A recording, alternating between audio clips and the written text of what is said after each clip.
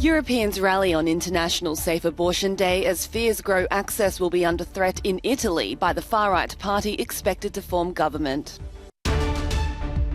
Eastern Ukraine's regional leaders appear in videos accepting the so-called referendum results.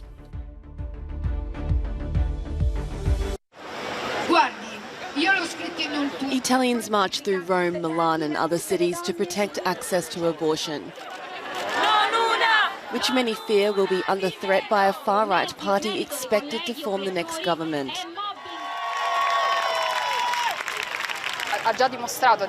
Giorgia Meloni has already proved that she doesn't respect the fundamental rights concerning all of us, this demonstrator says. That is the protection of us as human beings, our freedom. In some ways, it is right to worry about her, but maybe Meloni will spur us on to take to the streets even more to fight for our rights.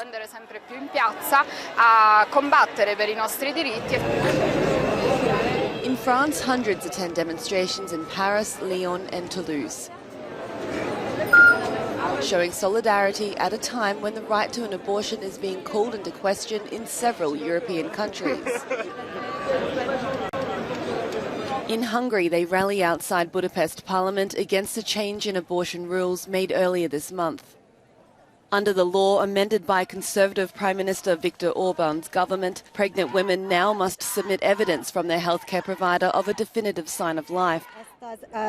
Julia Sprons from the Patent Association says it is compulsory to listen to the heartbeat of the baby or watch the ultrasound. We think this is inhumane. The protesters marched from Parliament to the Interior Ministry, which drew up the reforms. The government gave no reason for the recent change and denied it would amount to a tightening of the rules.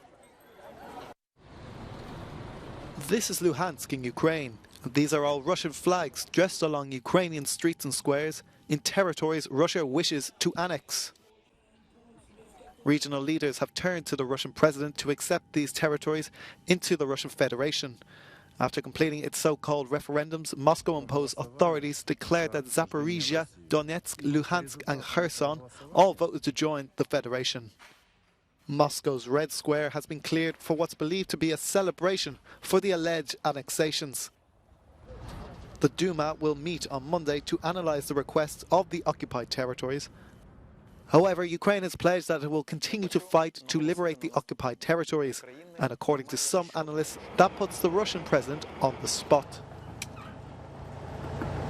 The major threat for President Vladimir Putin after these referendums is that he's driven away from Lyman. Then the same patriotic society will take the pacifier out of their mouths and will blame Putin for not being able to protect already Russian territories.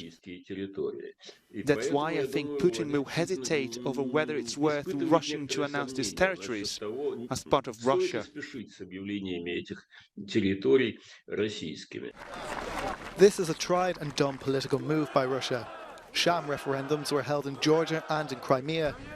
And just as it was in 2008 and 2014, the overwhelming majority of the international community flatly rejects the legitimacy of the referendums and defends Ukraine's territorial integrity. The EU on Wednesday imposed new economic sanctions, including a cap on the price of Russian oil. The European Commission has presented a proposal for a new round of sanctions against Russia that sets the legal basis for a price cap on oil imports. This eighth package is a response to Putin's threat to use nuclear weapons, as well as the pseudo-referendums that were held in the territories Russia occupies in Ukraine, which, according to the President of the European Commission, have been designed to grab Ukrainian land and change international borders by force. We do not accept the sham referenda and any kind of annexation in Ukraine, and we're determined to make the Kremlin pay for this further escalation. The price cap on oil has been coordinated with the G7 countries, but the new sanctions also put a strong emphasis on trade. Included is an export ban on Russian products designed to deprive its economy of €7 billion, as well as an export ban that focuses on key technologies needed for the Kremlin's war machine. New entities and people will also be included. And this time EU nationals sitting on governing bodies of Russian state-owned companies will be sanctioned. Thank you, Madam President. We will add further key operators. And among these operators, it will be people who, not necessarily Russians, but people who participate in the circumvention of sanctions. Till now, a total of 1,200 people have been sanctioned, with banks, companies and markets also hit.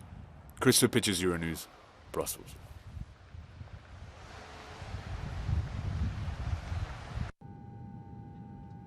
Footage from the Danish army captures the spillage from the Nord Stream pipelines bubbling on top of the Baltic Sea. In extraordinary developments, Brussels now sees signs of sabotage and deliberate action to damage the national gas pipelines as very possible. They were detected early Monday morning after explosions were detected by Sweden's national seismic network off the Danish island of Bornholm.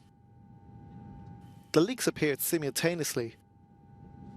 2 in the Nord Stream 1 pipeline and 1 in the Nord Stream 2 pipeline.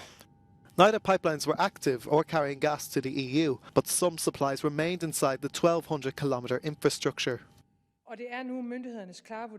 Danish Prime Minister Mette Frederiksen says the explosions are certainly not accidental.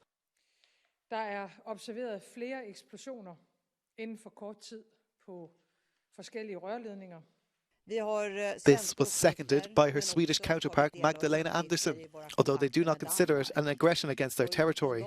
No one is directly accusing Russia, although suspicions point in that direction. But if true, there is no clear motivation. Press Secretary for the Russian President Dmitry Peskov says the EU's hypotheticals are stupid and absurd. Moscow has called for an urgent convening of the UN Security Council about the leaks. And the Russian Foreign Affairs Ministry accused US President Joe Biden and US companies as profiting from the situation. While investigations are ongoing, Norway, which is exporting more gas and oil than ever before to the EU, has stepped up its surveillance of its energy infrastructures. Denmark has warned that it will not be possible to go down to the damaged area for at least 2 weeks.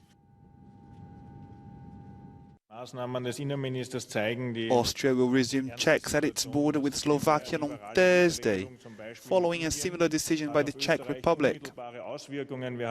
They want to prevent the entry of illegal migrants.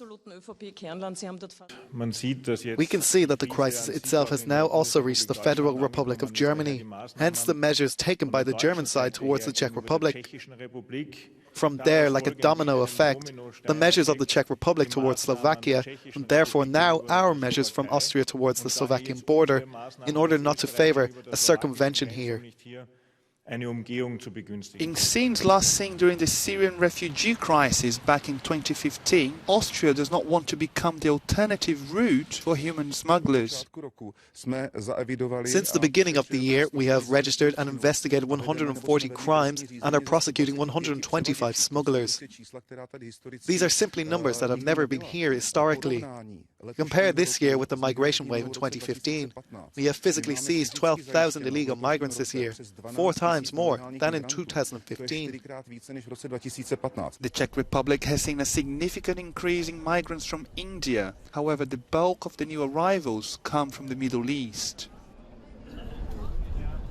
Because my country have war about that. It's so bad. It's have war. It's living not easy there. It's so hard. With a possible domino effect at borders of neighboring countries, this new migration wave could leave the Schengen Treaty a dead letter in the entire region. Schengen is faltering at the center of Europe, yet Monster Hurricane Ian has pounded the southern US coast, causing catastrophic flooding from destructive storm surges. It made landfall Wednesday afternoon with maximum sustained winds of up to 241 kilometres near the city of Fort Myers. US border control is now looking for up to 23 migrants missing after their ship sunk. So far, more than 2 million US residents are without power. It comes a day after the hurricane barreled through Cuba, killing 2 people and shattering the country's electricity grid. Roadways have become waterways in the city of Naples in Florida as the eye wall of the hurricane made landfall. Hours later, its top sustained winds had dropped to 170 kilometres, making it a Category 2. It's expected to weaken further to a tropical storm as it marches inland.